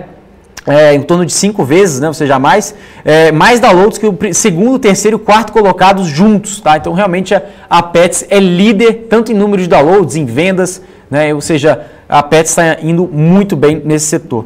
Também, a receita bruta, né? Total de vinda de assinantes em março de 2021, também em torno de 19%. Passando aqui no ecossistema da Petz, né, a companhia trouxe uma mensagem, né? Que eles querem ser líder, né? Ou seja, reconhecimento como o melhor segmento de pets mundial, né, ou seja, mundialmente reconhecido em até 2025, que cria aí uma área dedicada a novos negócios, liderada pelo CFO aí, Diego Bassi, né, o CFO também diretor de relações com investidores, e também eles querem alavancar e dar musculatura, né, ou seja, nos próximos objetivos para os negócios e empreendedores dentro da Petz, a maior plataforma de pets do Brasil, com cuidados aí de preservar a alma, criação e inovação desses negócios e também ampliar a fidelização e recorrência dos clientes através de produtos diferenciados, conteúdo, educação, user experience, tecnologia e novos serviços, né? Passando agora a falar um pouco mais sobre o ponto do SG, né? A Dot Pets, a gente traz aqui a Pets com mais de 6 milhões de reais arrecadados na história, com mais de 50 mil pets adotados, né? Também tem principais pontos aqui sobre outros fatores, ou seja, a maior editora, né, com mais de 440 mil itens vendidos, né, ou seja, destaque para o álbum Vida de Pet, também a companhia trazendo o Centro Veterinário Seres, também com suspensão de cirurgias eletivas, reduzindo a demanda de insumos e medicamentos também utilizados na saúde humana, e também a companhia trazendo para números agora rapidamente, a gente traz aqui em destaques no primeiro trimestre uma rede de lojas aqui, né, e Centro Veterinário Seres em torno de 138 unidades, na parte digital aqui falando rapidamente, crescendo 235% e o índice de omnicanalidade já batendo 85%. No próximo slide, a gente falando aqui um pouco mais sobre o lucro bruto, né? Ou seja, crescendo também 54,6%, um EBITDA também crescendo 36,3%, chegando a 40 milhões de reais, e também um lucro líquido, como a gente comentou aqui, né? Excluindo efeitos não recorrentes, como até o Felipe falou, seria um crescimento de 59,3% de ano contra ano, né? Ou seja, mais claro, tirando esse fator não recorrente, né?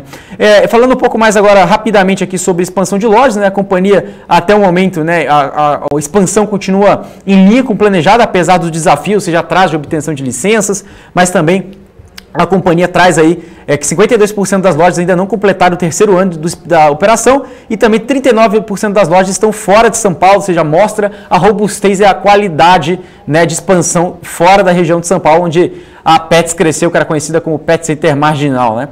E também a companhia trazendo um pouco mais sobre outros pontos, né? Rapidamente passando sobre os pontos digitais. A companhia é líder no segmento de acesso no site, também líder no ranking de downloads e avaliação de setor pet, crescendo uma receita bruta digital de mais de 235%. E agora no próximo slide a gente tem aqui falando um pouco mais sobre evolução de vendas, né, que também a companhia vem crescendo muito forte, né, um crescimento de 235% na parte online e também 55% da receita bruta de produtos de ano contra ano, tá? Agora passando aqui para falar um pouco mais sobre o lucro bruto e o EBITDA, que é um crescimento acelerado com sólida rentabilidade, né, a companhia crescendo mais de 54%, né, o EBITDA também crescendo 36%. Então vamos passar só para o próximo slide para a gente colocar essa tela aqui, isso. Esse é o EBITDA e também o lucro bruto, tá? E também passando aqui o último slide, né, a gente vai falar um pouco mais sobre endividamento e também investimentos, ou seja, o endividamento caindo muito, né, ou seja, a gente está falando aqui de uma dívida líquida por EBITDA que saiu de 2 vezes lá no auge da pandemia, no segundo trimestre, para 0,2 vezes. Isso demonstra a capacidade de estrutura de capital para a companhia crescer de forma agressiva, forte e também saudável, e também a parte de investimentos, né, ou seja, fazendo um breakdown aqui, ou seja, a maior parte, né, traz aqui 31 milhões de reais em novas lojas e hospitais, em torno de 10 milhões de reais em tecnologia digital e 5 milhões de reais em reformas, que totalizam investimentos de 46 milhões de reais e um crescimento de 83% em investimentos em novas lojas e hospitais e também um crescimento em área de tecnologia em 62%. Então é isso, Felipe, esses são os principais pontos aqui de Petz, né? Um case que também que muita gente vem perguntando aqui, né?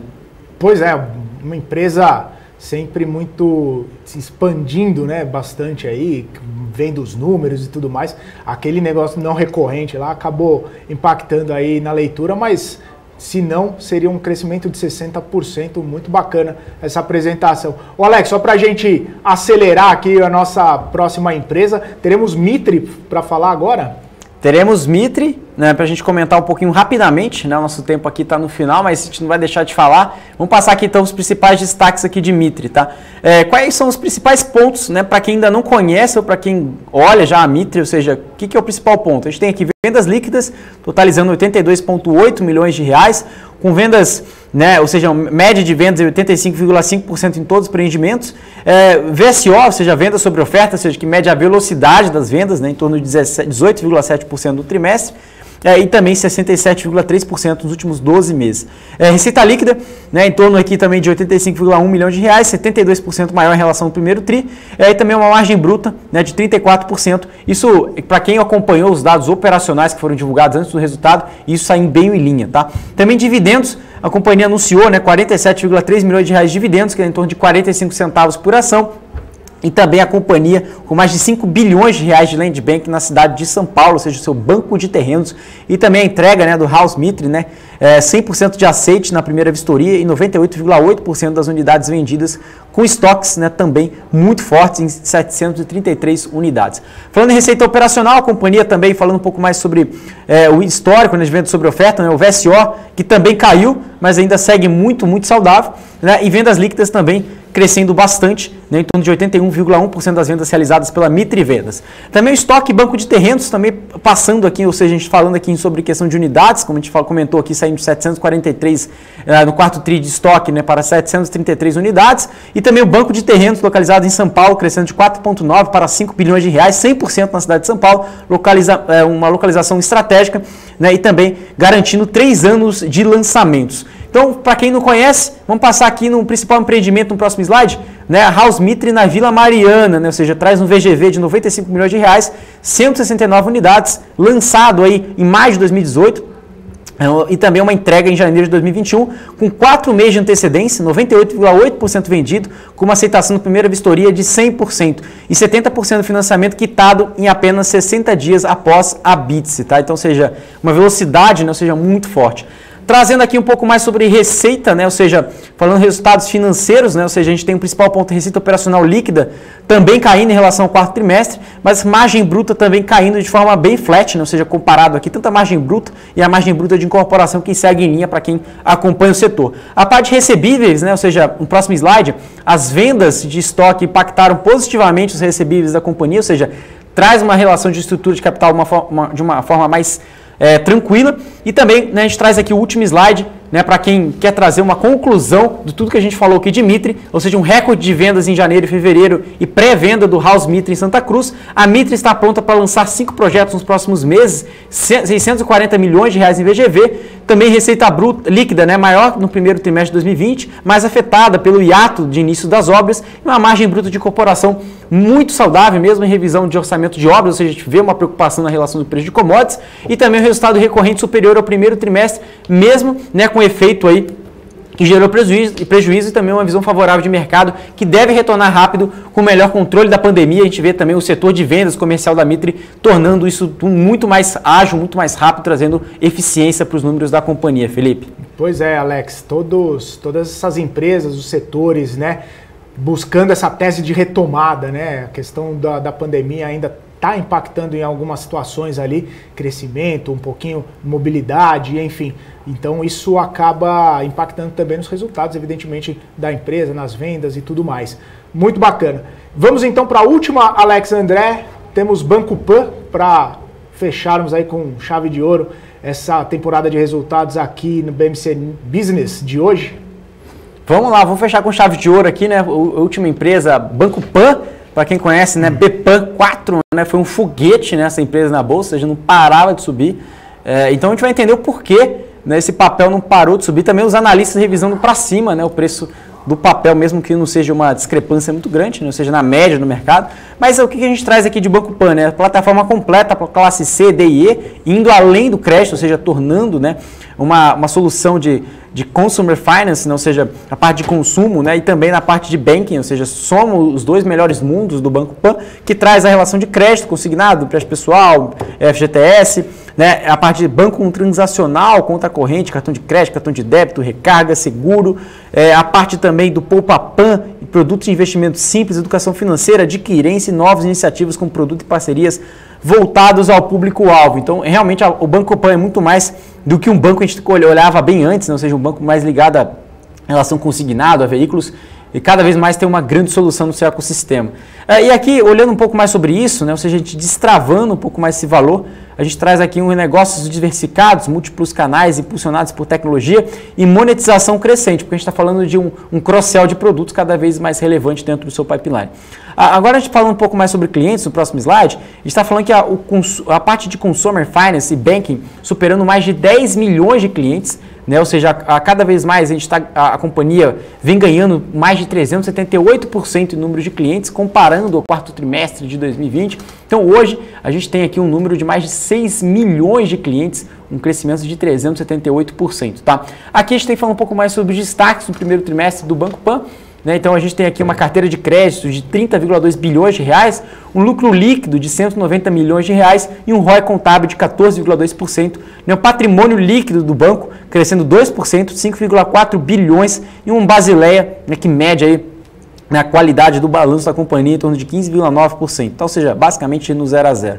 Originação de varejo, né, ou seja, passando para o próximo slide, a gente vê aqui a parte de crédito, né, ou seja, a questão da empréstimo consignado, cartão consignado, a parte de leves, veículos leves e motos. Então a gente vê basicamente a maior parte da companhia é originada aí pela relação de empréstimo consignado, né, ainda, né, mas ainda vem ganhando cada vez mais forma desde o quarto trimestre agora, indo para a parte de segmento automotivo, né, ou seja, a parte de leves e também na parte de motos ganhando forma. Aqui também, passando um próximo ponto aqui, né, próximo slide, a inadimplência da carteira de crédito, né, o over de 15,90 impactado pela sazonalidade mix, ou seja, a taxa, né, de inadimplência, o over 90 em níveis históricos, né, ou seja, a gente vê aqui a parte de 7,8%, né, ou seja, realmente um dado aqui também que preocupa num ponto, mas traz prorrogações irrelevantes de contratos, ou seja, que também mantém, né, a questão aqui do gráfico, onde pega aqui num ponto aqui do over de 15 até 90, né, num ponto caindo até 5%, mas over de 15 até 90 subindo 7,8% e o over 90 caindo em torno de 5%. Tá? O consignado de empréstimos e cartões, a gente vê aqui operações com servidores públicos, aposentados, pensionistas e INSS, um ticket médio de 6,4 mil reais, uma duration, né, ou seja, desse consignado de 37 meses. Então a gente tem aqui a evolução da carteira superando 14,8 bilhões de reais em linha ali no quarto trimestre, que estava em torno de 15,1 bilhões de reais. E uma originação aqui que a gente vê na tabela do lado, ou seja, quais são os principais pontos que cresceram e também caíram ao longo do tempo. Tá? Financiamentos de veículos, né, a gente tem aqui a parte de market share, tanto a parte de veículos leves e também a parte de motos. A gente vê aqui uma evolução da carteira, ou seja, a gente vê uma demanda muito forte em relação desse setor, que traz também uma evolução do crédito, ou seja, um ticket médio de 28 mil reais, um ticket médio de leves, um duration de leves em 19 meses, percentual de entrada de leves em 29% e de motos 21%, uma duration no setor de motos de 16 meses, um ticket médio de 14 mil reais, ativamente presente em mais de 16 mil lojas, multimarcas e concessionárias que atuam em relação de crédito, tá, para automóveis e motos aqui, né, no Brasil. Na parte de cartões, a gente vê uma alta muito significativa, né, um constante crescimento de faturamento ao longo dos trimestres, ficando evidente o engajamento dos clientes, então estão crescendo a parte de emissões de cartões, em mais de 716 aí, né, mil cartões. Também a parte de volume de transações crescendo mais de 2 milhões, né, ou seja, transações. E também evolução de carteira também chegando em 2,1 bilhões de reais, crescendo 82%.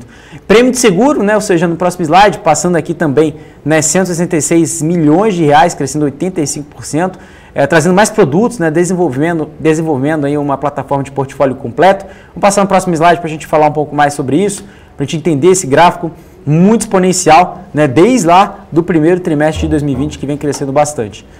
Agora a gente fala um pouco mais aqui sobre a captação de recursos, né, no último slide. Então vamos só passar o slide aqui, para a gente falar um pouquinho mais sobre os seguros, para quem ainda não entendeu. Pronto. Então esse slide aqui a gente fala um pouco mais sobre o desenvolvimento do portfólio completo, né, do Banco Pan. E aqui no último slide a gente traz aqui a captação de recursos, ou seja, para onde o banco ele capta, né? Ou seja, a maior parte ele capta aqui em depósitos a prazo, em torno de 44%, que era principalmente no primeiro trimestre, que passou a ser 51%, e também letras financeiras, também tem bons, depósitos interbancários e também na parte outros, bem relevante, em torno de 1%, mas em maior parte a companhia traz aqui, né? Ou seja, letras financeiras 19%, depósitos a prazo 51% e também depósitos interbancários em torno de 28%. Então isso são as captações de recursos aqui do Banco Pan, Felipe, né? Ou seja, resultados também em linha, o mercado já estava precificando isso, ou seja, o papel não parava de subir. Então essa é uma das grandes explicações, ou seja, cada vez mais o Banco Pan deixando de ser um banco tradicional de consignado de veículos, trazendo uma solução para o cliente cada vez mais digital, né? Maravilha, Alex. Obrigado aí, então, por todas essas apresentações. Falamos aqui de Intelbras, falamos de Pets, falamos também de Mitre e agora, por último, de Banco Pan. Sempre ótimos cases, trazendo aqui os números das empresas e dando um overview aí bem bacana, né? Bem, uma questão mais fundamentalista para todos os nossos telespectadores que estão com a gente aqui no BMC Business. Obrigado, viu, Alex? Valeu pela sua participação, obrigado por estar com a gente mais um dia aqui no BMC Business e nos vemos no nosso próximo programa. Muito obrigado, estou aqui acompanhando aqui o chat, muito obrigado a todos que acompanharam aqui também a BMC News, muito obrigado, Felipe, né? Sempre aqui, sempre passando as principais notícias do mercado e também a todos vocês que estão sempre acompanhando, a gente não para, sempre atualizando o mercado com as principais notícias aqui, não só do Brasil, mas também no mundo. Muito obrigado, um grande abraço, Felipe. Valeu, Alex, obrigado, um abraço, até a próxima e eu vou ficando por aqui, lembrando que você pode continuar acompanhando as notícias do mercado financeiro nas redes sociais da BMC News, a sua TV do mercado financeiro, segue lá a gente, @bmc.news. A gente está ao vivo, sempre de segunda a sexta-feira, no nosso canal do YouTube, a partir das 9h45 da manhã, com notícias, análises dos melhores especialistas do mercado. Eu, Felipe Nascimento, vou ficando por aqui. Vejo você amanhã no YouTube da BMC News. Obrigado pela audiência. Forte abraço. Tchau, tchau.